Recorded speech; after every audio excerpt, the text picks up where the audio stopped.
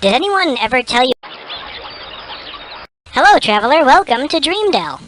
I've just returned from the haunted forest where I discovered the latest evil plot the Ogre King is hatching.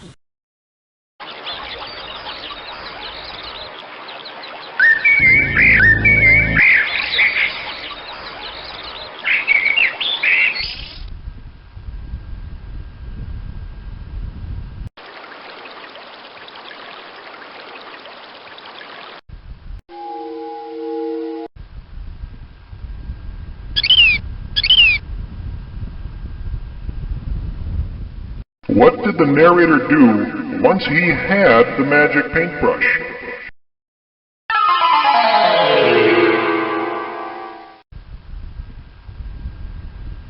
What did the narrator do once he had the magic paintbrush?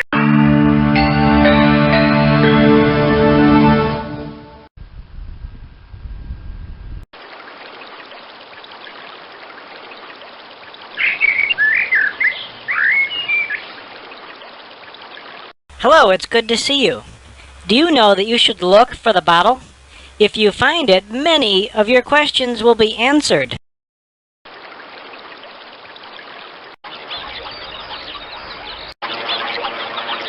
There be only one way you can go to where the bottle be.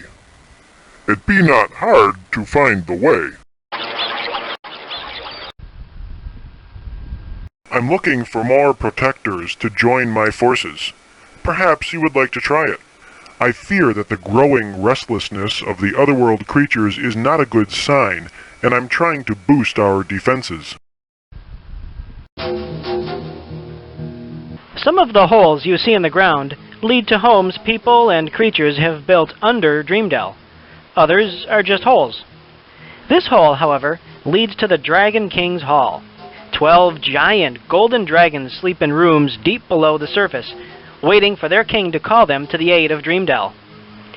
While golden dragons are basically good creatures, they're still dragons after all, so it's best not to get them mad. If you go into the hall, please do not wake one of the dragons. They wouldn't like it very much.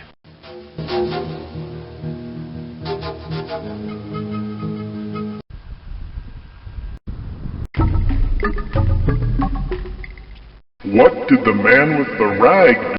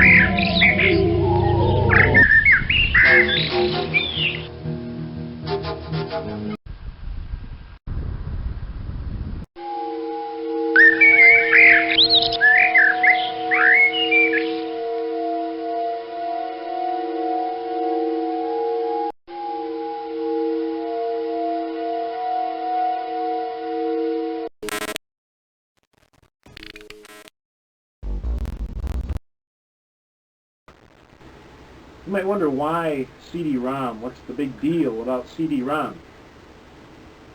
Well, really the biggest deal about CD-ROM is all the space that it gives me as the artist and Visionary Media as the people that create the programs, all the space to store the information.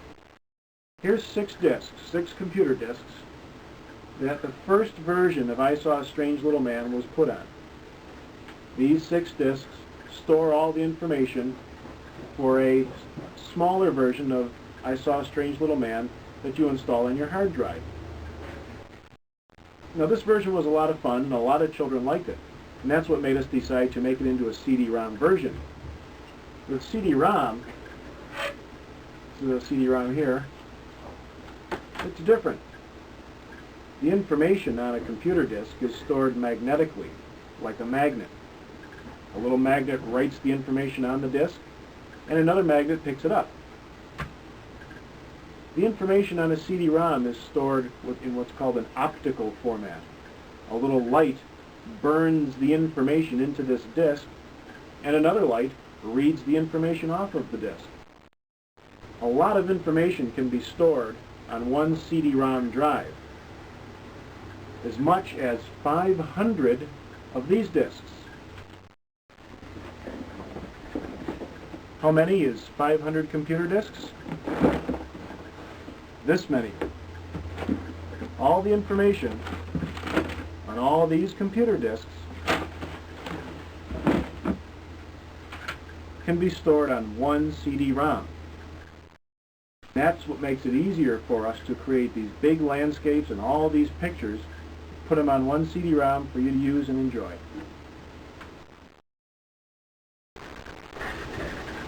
The story for I Saw a Strange Little Man wasn't as easy as the Amazing Bottle story.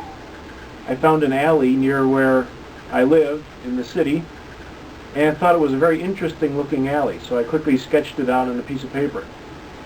And I thought that it would be a great place for a story, but at first I didn't know what kind of story. The hardest part with I Saw a Strange Little Man was writing the story. I wanted to make sure the words fit just right and the story flowed quickly from page to page. When we turned it into a multimedia story for the CD-ROM, I had the idea to follow the narrator into the landscape, Dreamdale.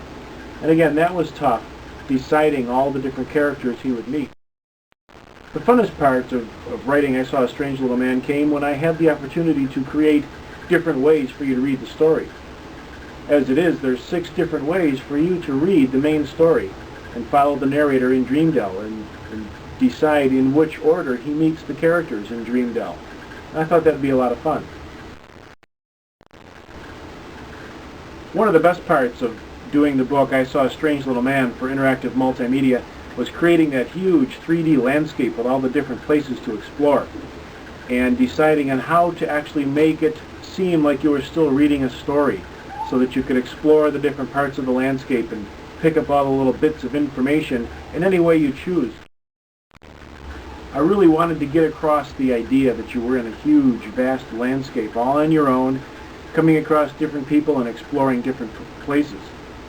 And someday, you never know, I might do another story that picks up where Strange Man left off and take you into Dreamdale for even some more stories.